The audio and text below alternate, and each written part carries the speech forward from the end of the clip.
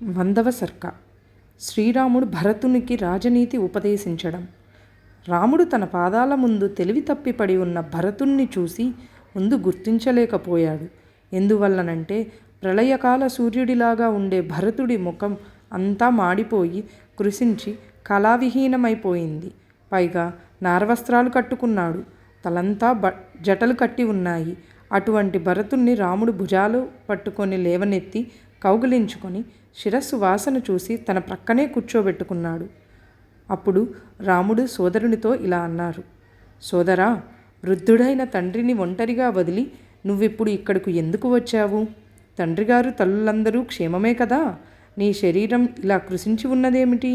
చాలా కాలం తర్వాత నిన్ను చూస్తున్నాను. సంతోషంగా ఉంది. సోదరా, సత్యప్రతిజ్ఞావంతుడు, రాజసూయాది యజ్ఞాలు చేసినవాడు, ధర్మాత్ముడు అయిన దశరథ మహారాజు కుశలమే కదా? పరాక్రమవంతుడైన తండ్రికి శుశ్రూషలు చేస్తున్నావు కదా? నీవు చిన్నవాడవని రాజు కాకుండా ఎవరైనా అడ్డగిస్తున్నారా? తరతరాల నుండి మన అనుభవంలో ఉన్న రాజ్యాన్ని కోల్పోలేదు కదా? దశరథ మహారాజు దుఃఖంతో మరణించలేదు కదా? నీవిప్పుడు అరణ్యాలకు ఎందుకు వచ్చావు? నాయన, విద్యావంతుడు, ధర్మనిరతుడు, ఇక్ష్వాకులకు పురోహితుడు అయిన వశిష్ఠ మహర్షిని పూజిస్తున్నావు కదా? వినయసంపన్నుడు, శాస్త్రజ్ఞానం కలవాడు, అసూయారహితుడు, కర్తవ్యాన్ని సమయోచితంగా బోధించేవాడు వశిష్ఠుని కుమారుడు అయిన సుయజ్ఞుని గౌరవిస్తున్నావా? సోదరా, మన తల్లులు కౌసల్యాదేవి, సుమిత్రాదేవి, కైకేయీదేవి తక్కిన తల్లులు క్షేమమే కదా? శ్రద్ధతో హోమాలన్నీ సమయం తప్పకుండా చేస్తున్నావు కదా? నాయనా, దేవతలను, తల్లులను, తండ్రిని, గురువును, వృద్ధులను, వైద్యులను, బ్రాహ్మణులను పూజిస్తున్నావు కదా? రాజనీతి శాస్త్రంలో నిష్ణాతుడైన సుధన్వుని గౌరవిస్తున్నావా? నీతో సమానులైన వారు, జితేంద్రియులు, విద్యావంతులైన వారిని మంత్రులుగా నియమించుకున్నావు కదా? రహస్యాలన్నింటినీ జాగ్రత్తగా కాపాడే వాళ్లను ఎంపిక చేసుకొని మంత్రులుగా చేసుకోవాలి. అప్పుడే రాజు క్షేమంగా ఉంటాడు. ఏ కాలంలో చేయాల్సిన పనులు ఆయా కాలాల్లో క్రమం తప్పకుండా చేస్తున్నావు కదా?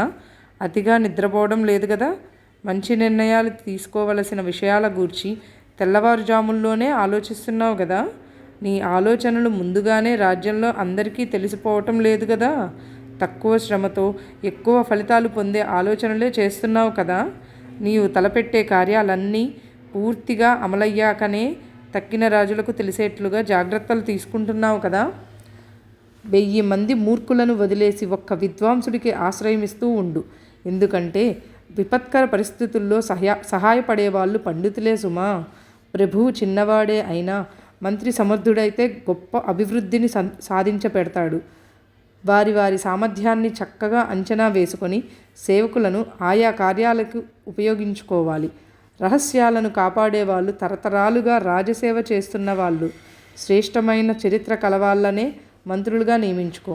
అంటే ధనం, స్త్రీ మొదలైన ప్రలోభాలకు లొంగని చరిత్ర గలవారు, సదాచార సంపన్నులైన ఋత్విక్కులు నీచమైన దానాలు గ్రహిస్తున్న వారిని అవమానిస్తున్నట్లుగాను, కాముకులను స్త్రీలు అవమానిస్తున్నట్లుగాను నిన్ను నీ మంత్రులు చులకన చేసి మాట్లాడడం లేదు కదా? అధికార దాహంతో రాజు అంతరంగ సేవకుల్లో విభేదాలు కల్పించేవాణ్ణి వెంటనే వధించాలి. అలా చెయ్యకపోతే రాజే నశించిపోతాడు. తృప్తి కలవాడిని, ధైర్యవంతుణ్ణి, నిజాయితీపరుణ్ణి, రాజభక్తి కలవాణ్ణి సేనాధిపతిగా నిర్ణయించుకున్నావు కదా?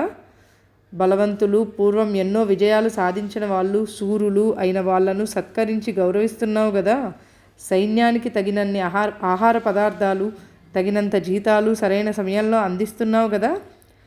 స్వదేశంలో పుట్టిన వాడిని, విషయాలన్నీ బాగా తెలిసిన వాడిని, సమర్థత, సమయస్ఫూర్తి ఉన్నవాడిని, యథార్థమే మాట్లాడేవాడిని దూతగా నియమిస్తున్నావు కదా? మంత్రులు, పురోహితులు, యువరాజు, సేనాపతి, ద్వారపాలకులు, అంతఃపురాధికారులు, కారాగారాధికారులు, ధనాగారాధ్యక్షులు, కార్యనిర్వహణాధికారులు, న్యాయాధికారులు, సేనానాయకులు, నగరాధ్యక్షులు, కార్యనిర్వాహకులు, సభాధికృతులు, ధర్మాధికారులు, దండపాలురు, దుర్గపాలురు, రాష్ట్రపాలకులు అనేవి శత్రుపక్షంలోని 18 తీర్థాలు. ఒక్కొక్క దానిలో 3 గూఢాచారులను నియమించి ఆయా శాఖలు చేసే కార్యకలాపాలను రాజు తెలుసుకోవాలి. అలాగే తన రాజ్యంలోని మంత్రి, పురోహితుడు, యువరాజు తప్ప మిగిలిన 15 తీర్థాలలో జరిగే కార్యకలాపాలను తెలుసుకోవటానికి 3 గూఢచారులను నియమించాలి. ఓ శత్రు సంహారకుడా, నీ చేతిలో ఓడిపోయిన శత్రువులను, బలహీనులని నిర్లక్ష్యం చేయవద్దు. బ్రాహ్మణులే అయినా ఇహాన్ని గూర్చే ఆలోచించే వారిని దూరంగా ఉంచుకో. వాళ్ళు నాస్తికులతో సమానం. ఇటువంటి పండితులు కుతర్కాలతో వేదవిరుద్ధంగా మాట్లాడతారు. అందుచేత వారిని నీ దగ్గరకు రానియ్యకు. నాయనా, మన నగరం బహుపురాతనమైనది, శత్రు దుర్భేద్యమైనది. అందువల్లనే మన నగరానికి అయోధ్య అనే పేరు సార్థకమైంది. జితేంద్రియులు, కర్మల యందు ఆసక్తి గలవారు, పూజ్యులు అయిన బ్రాహ్మణ, క్షత్రియ, వైశ్యులు, శూద్రులు అనేక మంది నివసిస్తున్నారు. అనేక రాజభవనాలు గలది. పండితులతో కిక్కిరిసిపోయి ఉన్నది. సర్వసమృద్ధికరమైనది అయిన మన అయోధ్య నగరాన్ని జాగ్రత్తగా కాపాడు. దేశం నిండా దేవాలయాలు, చలివేంద్రాలు, చెరువులు ఉండేట్లుగా చూడు. భూముల కోసం తగాదాలు రాకుండా ఉండేందుకు సరిహద్దుల్లో రాళ్ళు పాతించు. స్త్రీ పురుషులంతా సుఖ సంతోషాలతో ఉండేట్లు చూసుకో. భూములన్నీ చక్కగా దున్ని పంటలు పండించేట్లు చూసుకో. క్రూరమృగాలు ఊళ్ళ మీద పడకుండా గట్టి కావలి ఏర్పాటు చెయ్యి. దొంగలకు, పాపాత్మలకు దేశంలో చోటు లేకుండా చెయ్యి. మన పూర్వీకుల నుండి కాపాడుకుంటూ వస్తున్న ఈ సంప్రదాయాలన్నీ కాపాడు. ఎల్లవేళలా ధర్మాన్ని కాపాడుతూ ఉండు. స్త్రీలతో మంచిగా మాట్లాడుతూ ఉండు. వాళ్లతో రహస్యాలేవీ చెప్పవద్దు. వారి మాటలు నమ్మవద్దు. వ్యవసాయం, గో సంరక్షణ వృత్తులలోని అందరూ నీ పట్ల అనుకూలంగా వ్యవహరిస్తున్నారు కదా. ఆడ ఏనుగులు, ఆడగుర్రాల సంఖ్య పెరిగేట్లుగా కనిపెట్టి ఉండు. మనకు ఇంత మంద ఉంది కదా అని తృప్తి పడకు. ఏనుగులు, గుర్రాలే రాజుకు నిజమైన బలం. ఓ భరతుడా, నీవు ఉదయాన్నే లేచి చక్కగా అలంకరించుకొని మధ్యాహ్న సమయాలలో ప్రజలకు దర్శనమిస్తూ ఉండు. నీ క్రింద పనిచేసే వారంతా నీ వెంటే భయపడుతూ ఉండటం సహజమే. అయినా వాళ్ళు నీతో చనువుగాను ప్రేమతో కూడా మెలిగేట్లుగా నడుచుకో. ఓ భరతుడా, దుర్గాలన్నింటిలోనూ ఆహార పదార్థాలు, ఆయుధాలు, నీరు సమృద్ధిగా ఉండేటట్లు చూసుకో. ఆదాయం ఎప్పుడూ ఎక్కువగా ఉండాలి, ఖర్చులు తక్కువగా ఉండాలి. ధనం ఎప్పుడూ దేవతా కార్యాల కోసం, పితృదేవతా కార్యాల కోసం, బ్రాహ్మణుల కోసం, అతిథుల కోసం, సైన్యానికి, మిత్రులు, హితులు, శ్రేయోభిలాషులకు ఖర్చు అయ్యేట్లు చూడు. ఏ పరిస్థితుల్లో కూడా అపాత్రుల చేతుల్లోకి రాజు ధనం పోకుండా చూడాలి. భరతుడా, పరిశుద్ధాత్ములు, ఉత్తమ చరిత్ర కలవారిపై తప్పుడు అభియోగాలు వస్తూ ఉంటాయి. కొందరు శాస్త్రాన్ని వక్రీకరించి విచారణ లేకుండానే మరణదండన విధిస్తూ ఉంటారు. అలా దండనకు లోనైన వారిని నీవు మెలకువతోనూ నేర్పుతోనూ కాపాడుతూ ఉండాలి. అంతేకాదు, దొంగతనం చేసి పట్టుబడ్డవాణ్ణి లంచం తీసుకొని విడిచి వేయడం జరగడం లేదు గదా. భరతుడా, నీ మంత్రులు న్యాయ విచారణ చేసేటప్పుడు ధనికులకో న్యాయం, దరిద్రుడికో న్యాయం జరపడం లేదు కదా. భరతుడా, ఒకటి బాగా జ్ఞాపకం ఉంచుకో. ఎవడైనా రాజు తన ఇష్టానికి ఒక శాసనం చేసి అపరాధం చెయ్యని వాణ్ణి శిక్షించినట్లయితే ఆ శిక్ష అనుభవిస్తూ అతడు కార్చే కన్నీటి వలన ఆ రాజు పుత్రులు, పశువులు, సంపద నశిస్తాయి. ఓ భరతుడా, మనస్సు, దానం, వాక్కు అనే 3 విధాలుగా ఆబాల గోపాలాన్ని ఆకట్టుకుంటూ ఉండు. ప్రతినిత్యము గురువుకు, వృద్ధులకు, మునులకు, దేవతలకు, అతిథులకు నమస్కరిస్తూ ఉండు. అధిక సుఖాల కోసం ఏ పరిస్థితుల్లోనూ ధర్మార్థాలను దూరం చేసుకోవద్దు. నీ విజయాలన్నీ కాలం విలువ తెలుసుకొని నడుచుకోవడంలోనే ఉంటుంది. కాబట్టి ధర్మార్థ కామాలకు కాలాన్ని తగు విధంగా కేటాయించుకో. నాస్తికత్వం, అసత్యం, క్రోధం, ఏమరుపాటు, దీర్ఘాలోచన చేయటం, ఏ నిర్ణయమో తీసుకోలేకపోవడం, పండితులను నిర్లక్ష్యం చేయడం, సోమరితనం, ఇంద్రియాలకు వసుడవటం, ఏకపక్ష నిర్ణయాలు తీసుకోవటం, అసమర్థులతో ఆలోచనలు చేయటం, అనుకున్నది అనుకున్నట్లుగా అమలు చేయకపోవడం, రహస్యాలను దాచుకోలేకపోవడం, మంచి పనులు చేయకపోవడం, 4 ప్రక్కల ఏకకాలంలో శత్రువుల్ని ఎదిరించడం అనే 14 దోషాలు రాజులు విడిచిపెట్టాలి. ఓ భరతుడా, దశవర్గం, పంచవర్గం, చతుర్వర్గం, సప్తవర్గం, అష్టవర్గం, త్రివర్గం, 3 విద్యలు, ఇంద్రియాలను జయించడం, షాడ్గుణ్యం, దైవమానుష్యం, కృత్యం, వంశతివర్గం, ప్రకృతులు, మండలం, యాత్రా విధానం, దండ విధానం, సంధి విగ్రహాలనే 2 కారణాలు. వాటన్నింటినీ సరిగ్గా అర్థం చేసుకొని అనుసరించు. దశవర్గం: వేట, జూదం, పగటి నిద్ర, ఇతరులను నిందించడం, స్త్రీలు, మద్యపానం, నృత్య, గీత, వాద్యాలు, వ్యర్థంగా తిరగడం అనే 10 వ్యసనాలు దశవర్గమని మనువు చెప్పాడు. అంతేగాక లుబ్ధుడు, క్రూరుడు, అలసుడు, అసత్యవాది, ఏమరపాటుతో ఉండేవాడు, పిరికివాడు, స్థైర్యం లేనివాడు, మూఢుడు, నీతి లేనివాడు, అందరినీ అవమానించేవాడు, వీరికి గల 10 గుణాలను కూడా దశవర్గం అంటారు. పంచవర్గం: ఉదకదుర్గం, పార్వతదుర్గం, వృక్షదుర్గం, చవటపర్రలు చేత ఏర్పడిన దుర్గం, ఎడారిలో ఏర్పడిన దుర్గం అనే 5 దుర్గాలు లేదా శత్రువు, ద్రవ్యం, స్త్రీలు, పురుషవాక్కు, అపరాధం వలన కలిగే 5 విధాలైన వైరాలను పంచవర్గాలంటారు.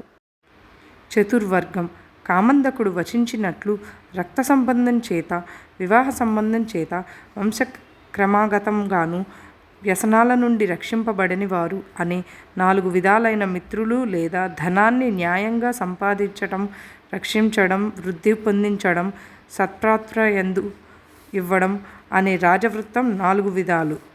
సప్తవర్గం: స్వామి, మంత్రులు, రాష్ట్రం, దుర్గం, కోశం, సైన్యం, మిత్రుడు అనే సప్తాంగాలు రాజ్యానికి సంబంధించినవి.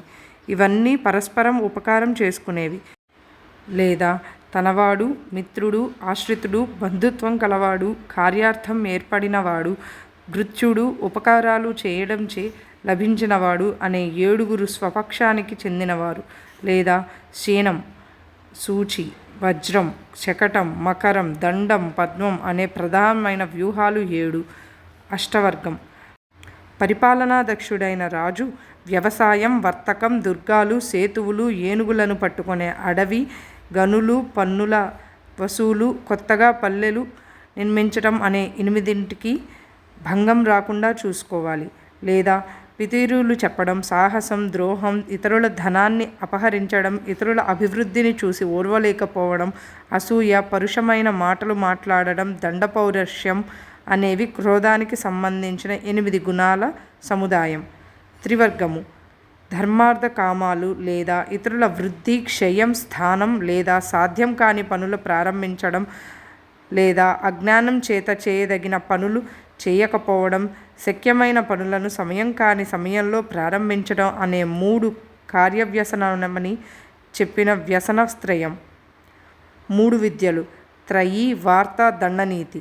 త్రయీ అంటే వేదత్రయాలు, వార్త అంటే వ్యవసాయం, గో సంరక్షణ, వర్తకం, దండనీతి అంటే రాజనీతి. షాడ్గుణ్యం: సంధి, విగ్రహం, విరోధం వహించడం, యానం, దండెత్తి వెళ్ళటం, ఆసనం, కాలానికై ప్రతీక్షించడం, ద్వైధీభావం, దుర్బలుడు, ప్రబలుడు అనే 2 శత్రువులతో మాటలతో మాత్రం మంచిగా ఉండటం, సమాశ్రయణం, బలవంతుని ఆశ్రయించటం అనే 6 గుణాలు. దైవమానుషం: దైవం వలన వచ్చే 5 విధాలైన ఆపదలు, మనుషుల వల్ల వచ్చే 5 విధాలైన ఆపదలు. వాటిని కామందకుడు ఈ విధంగా వివరించాడు: అగ్ని, జలం, వ్యాధులు, దుర్భిక్షం, మరణం దైవం వలన వచ్చే 5 ఆపదలు. అధికారులు, దొంగలు, శత్రువులు, రాజోద్యోగులు, రాజు దురాశ వలన వచ్చే 5 ఆపదలు మానవుల వల్ల వచ్చేవి. కృత్యం: శత్రుపక్షంలో జీతం లభించని లుబ్ధులు, అవమానించబడిన ఆత్మాభిమానం కలవారు, నిష్కారణంగా కోపానికి గురి అయినవారు, భయభ్రాంతులైన ధీరులు అనే 4 విధాలైన వారికి కావలసినవి ఇచ్చి తన ప్రక్కకు తిప్పుకోవటం. వింశతి వర్గం: ఏ పరిస్థితుల్లోనూ సంధికి తగనివారు, విరోధం చేతనే పరిష్కారం పొందదగిన 20 విధాల శత్రు సముదాయం. బాలుడు, వృద్ధుడు, దీర్ఘవ్యాధితో బాధపడుతున్నవాడు, బంధువులు బహిష్కరించినవాడు, పిరికివాడు, పిరికిపందలైన జనం ఉన్నవాడు, లోభి, లుబ్ధజనం గలవాడు, అమాత్యాది ప్రకృతుల ప్రేమను చూరగొన్నవాడు, అమిత భోగలాలసుడు, చపలచిత్తం, వివిధ ఆలోచనలు గలవాడు, దైవ బ్రాహ్మణులను నిందించేవాడు, దైవోపహతుడు అంటే మునుల శాపాలు వాటిల్లినవాడు, దైవచింతకుడు, సమస్త దైవమే చేకూరుస్తుందని పురుష ప్రయత్నం ఏమీ చేయనివాడు, రాజ్యంలో దుర్భిక్షం ఏర్పడినవాడు, వ్యసనాలలో చిక్కుకొన్న సేన గలవాడు, స్వదేశంలో ఉండనివాడు, అనేక శత్రువులు ఉన్నవాడు, కాలం ప్రతికూలంగా ఉన్నవాడు, సత్యధర్మాలు లోపించినవాడు అనే 20 విధాల శత్రువులతో సంధి చేసుకోరాదు, విరోధమే వహించాలి అని చెప్పబడిన 20 మంది వర్గం లేదా విగ్రహ కారణాలైన 20 సముదాయం 20 గణం. వాటిని కామందకుడు ఇలా వివరించాడు: రాజ్య, స్త్రీ, స్థాన, దేశ, జ్ఞాతి ధనాలను అపహరించడం, మదం, దురభిమానం, దేశాన్ని పీడించటం, జ్ఞాన, అర్ధశక్తి ధర్మాలకు విఘాతం కలిగించటం, మిత్రులను వారి అర్థాన్ని అవమానించడం, బంధువులను నశింపజేయడం, ఇంద్రాద్రి దేవతల పట్ల విరోధం, జనుల పట్ల ప్రేమ లేకపోవడం, మండలాన్ని హింసించడం, ఒకే కార్యం పట్ల తగని పట్టుదల ఇవి విగ్రహాన్ని కొనసాగించడానికి కారణాలు. ప్రకృతులు: మంత్రులు, రాష్ట్రం, దుర్గాలు, ధనాగారం, దండం ఈ 5 ప్రకృతులు. మండలం: విజిగీషువునకు తన రాజ్యానికి విస్తరించాలనుకున్న రాజు విజిగీషువు. చుట్టుప్రక్కల గల 11 విధాలైన రాజుల సముదాయం. మధ్య విజిగీషువు. అతనికి ముందు శత్రువు, మిత్రుడు, శత్రుమిత్రుడు, మిత్రశత్రువు, శత్రుమిత్రమిత్రుడు అని 5గురుంటారు. పృష్ఠభాగాన పార్ష్ణీగ్రాహుడు, ఆక్రందుడు, పార్ష్ణీగ్రాహసారుడు, ఆక్రందసారుడు అని 4గురుంటారు. పార్శ్వమందు గలవాడు మధ్యస్థుడు, వారికి బయట ఉన్నవాడు ఉదాసీనుడు. అది ద్వాదశ రాజమండలం. ద్వియోని సంధి విగ్రహ. సంధి విగ్రహాది షడ్గుణాలలో సంధి విగ్రహాలు ప్రధానాలు. యాన ఆసనాలకు మూలం విగ్రహం. ద్వైధీభావ సమాశ్రయణాలకు సంధి మూలం. భరత: శాస్త్రోక్త లక్షణాలున్న 3 లేక 4 మంత్రులతో గాని, అందరితో కలిసి గాని, విడివిడిగా గాని రహస్యంగా సమాలోచన చేస్తున్నావు గదా. నువ్వు పఠించిన వేదాలు, తలపెట్టిన పనులు, నీ భార్య, నువ్వు విన్న శాస్త్రాలు సఫలాలుగా ఉన్నాయి కదా. నాయనా భరత, నేను ఆశిస్తున్నట్లు నీ బుద్ధి ధర్మార్థ కామాల పట్ల శ్రద్ధ గలదై ఆయుష్ను, యశస్సును పెంపొందిస్తున్నది గదా. సన్మార్గంలో నడిపించేది మంగళకరమైనది అయిన ఏ ఆచారాన్ని మన తండ్రి అనుసరిస్తున్నాడో, మన తాత ముత్తాతలు అనుసరించారో దాన్నే నువ్వు అనుసరిస్తున్నావు కదా. ఓ భరత, వండిన మధుర పదార్థాలను నువ్వు ఒక్కడివే తినకుండా వాటి పట్ల ఇష్టం గల నీ మిత్రులకు కూడా ఇస్తున్నావు గదా. విద్వాంసుడు, గొప్ప బుద్ధి గలవాడు అయిన రాజు సమస్తమైన రాజ్యాన్ని పొంది ప్రజలను సముచిత రీతిలో దండిస్తూ యథాశాస్త్రంగా ధర్మం ప్రకారం పరిపాలిస్తూ మరణానంతరం స్వర్గానికి పోతాడు. వీడియోస్ మీ మొబైల్ కి నోటిఫికేషన్ గా రావాలంటే సబ్స్క్రైబ్ చేసుకుని పక్కనే ఉన్న బెల్ ఐకాన్ కూడా యాక్టివేట్ చేసుకోండి.